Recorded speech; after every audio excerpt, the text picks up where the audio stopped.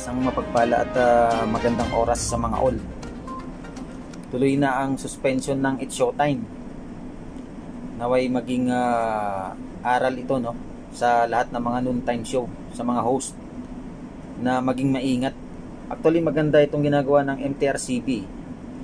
Kita nyo, kahit ngayon sa EAT ay nagkaroon ng incidenting may sinabi ang kanilang winner, no. So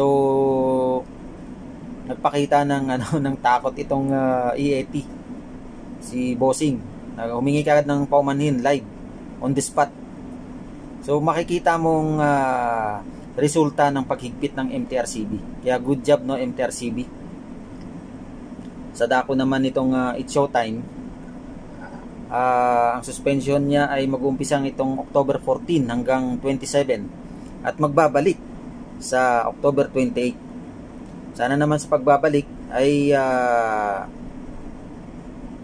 matuto na sila, lalong-lalo na kay Vice Ganda, no, na maging maingat din. Kung ang inyong hangarin ay magpapasaya, ay wag nyo nang dalhin sa live television ng mga ginagawa nyo sa comedy bar. Kasi iba yung audience sa comedy bar kaysa live television. Sa live television, maraming bata. At hindi lahat ang makakaunawa dyan sa mga green joke na yan. Lalong-lalo na kay Vice Ganda, di ba? Si Vice Ganda kasi sanay na sanay dyan sa comedy bar. Yan, mga asaran, ganyan. So magandang hakbang ito at magandang halimbawa, sample sa mga noontime show. Hindi lang sa It's Showtime, no? Pati na rin sa ibang mga noontime show.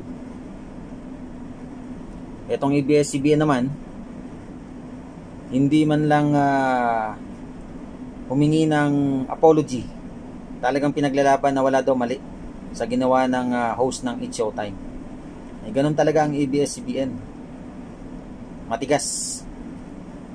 Kaya tingnan na lang natin kung ano ang magiging resulta.